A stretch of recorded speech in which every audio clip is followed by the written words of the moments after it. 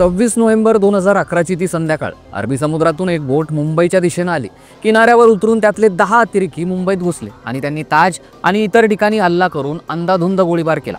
26 November 2011ची ती मुंबईमधली भयानक रात्र आजही आठवली की अंगावर काटा येतो. या हल्ल्यात जिवंत पकडण्यात आलेला एकमेव दहशतवादी अजमल कसाब याला फाशीची शिक्षा झाली. पण या हल्ल्यात सहभागी असणारे दहशतवादी हाफिज सईद, झकीउर रहमान आजही मोकाटच आहेत. पण यापैकी एक असणारा मास्टरमाइंड अमेरिकेच्या ताब्यात होता. तो होता तहव्वूर राणा. भारतातही त्याच्यावर आरोपपत्र दाखल होतं. यामुळे तहव्वूरच्या प्रत्यार्पणाची भारताकडून गेल्या अनेक काळापासून मागणी केली जात होती.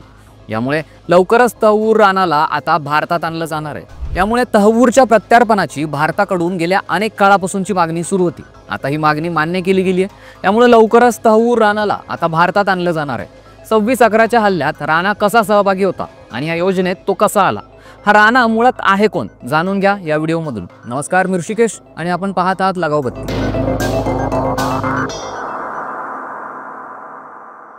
मुंबई हल्ल्यातील दोषी तहव्वूर राणा याच्या भारताकडे प्रत्यार्पणाला अमेरिकेच्या हायकोर्टानं आता हिरवा कंदील दिला. हायकोर्टाने त्याच्या शिक्षेविरुद्ध पुनर्विचार याचिका जी होती ती फेटाळून लावली आहे.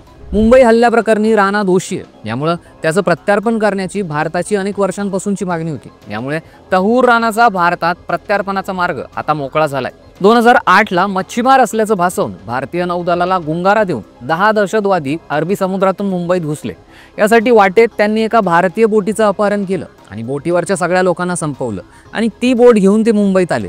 या बोटीमधून ते रात्री 8च्या सुमारास कुलाब्यातल्या फिश मार्केटमध्ये उतरले. यावेळी तिथल्या लोकल मच्छीमारांना दहशतवाद्यांवर संशय आला. त्यांनी याबाबत पोलिसांना माहिती दिली होती.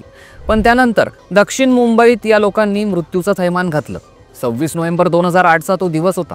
मुंबईवर दहशतवादी हल्ला करण्यात आला. याआधी देशात एवढा मोठा हल्ला कोणीच केला नव्हता. या हल्ल्यात 18 सुरक्षा कर्मचाऱ्यांसोबत 166 लोकांचा मृत्यू झाला होता, तर 300 पेक्षा जास्त लोक जखमी होते. यंत्रणा कामाला लागली. सुमारे 2 ते 3 दिवस अवघा देश टीव्ही समोर बसून हा सगळा थरार पाहत होता. अनेक नामवंत अधिकाऱ्यांना आपला जीव गमवावा लागला. 10 दहशतवाद्यांपैकी अजमल मोहम्मद आमिर कसाब याला जिवंत अटक करण्यात आली. अजमल कसाबवर खटला चालवला गेला आणि 2012मध्ये त्याला फाशीची शिक्षा सुनावण्यात आली. पण हल्ल्याचे खरे सूत्रधार असणारे आरोपी हे पाकिस्तानात मोकळे होते. या हल्ल्यानंतर सुमारे वर्षभरानंतर आणखीन 2 नावं समोर आली ज्यांचा या संपूर्ण गटात सहभाग होता. हे पाकिस्तानी वंशाचे अमेरिकन नागरिक डेव्हिड हेडली आणि तहव्वूर राणा होते. या दोघांना अमेरिकन एजन्सी FBI शिकागो इथून अटक केली. पण ही अटक एका वेगळ्याच प्रकरणात केली गेली होती. त्यांची नंतर कसून चौकशी झाली तेव्हा त्याचे धागेदोरे 26/11 पर्यंत येऊन पोहोचले आणि मग त्यांचा या हल्ल्यातील रोल समोर आला. हेडली सरकारी साक्षीदार झाला आणि त्यानं राणाची सगळी माहिती दिली.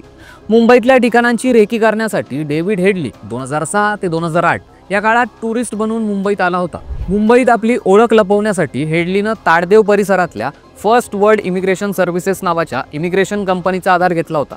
या कंपनीचा मालक होता तहव्वूर राणा. तहव्वूर राणा हा एक उद्योगपती होता. जगभरात त्याचे फर्म्स होते. पण या प्लॅनसाठी त्यानं भारतातही आपलं ऑफिस थाटलं. या हल्ल्याचा प्लॅन हा लष्कर-ए-तय्यबाचा होता. तहव्वूर राणा हा मूळचा पाकिस्तानातलाच होता. त्याचा जन्म होऊन तो तिथंच वाढला. डिग्री पूर्ण करून तो डॉक्टर झाला आणि मग पाकिस्तानी लष्कराच्या मेडिकल डिपार्टमेंटमध्ये तो काम सुद्धा करू लागला. त्याची पत्नी सुद्धा डॉक्टर होती.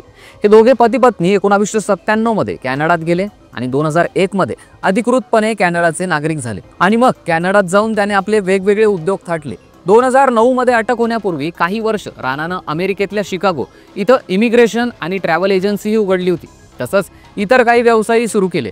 डेव्हिड हेडली राणाचा लहानपणीचा मित्र. पण शिकागोत त्यांची भेट पुन्हा झाली आणि मग दोघेही या कटात सहभागी झाले. FBIनं ऑक्टोबर 2009 मध्ये राणा आणि हेडली या दोघांनाही शिकागो विमानतळावर अटक केली. हेडलीनं साक्ष दिली की भारतात कुठे कुठे हल्ला करता येईल याची राणाशी चर्चा करून आपण चाचपणी केली होती आणि राणा फसला. इकडे मुंबई पोलिसांच्या आरोपपत्रानुसार राणा या हल्ल्याचं ठिकाण आणि राहण्याचं ठिकाण सांगून दहशतवाद्यांना मदत करत होता असं आरोपपत्रात नमूद आहे. मुंबई हल्ल्याच्या 405 पानांच्या आरोपपत्रात आरोपी म्हणून राणाच्या नावाचाही उल्लेख आहे. अमेरिकेत राणाला अटक झाल्यावर भारतात प्रत्यार्पणाविरुद्ध त्याने अमेरिकेच्या सर्वोच्च न्यायालयात 2024ला अपील केलं होतं. प्रत्यार्पण टाळण्यासाठी राणाची ही शेवटची संधी होती, कारण याआधी त्यानं सॅन फ्रान्सिस्कोच्या कोर्टातही अपील केलं होतं आणि तिथंही ही याचिका फेटाळून लावली गेली होती.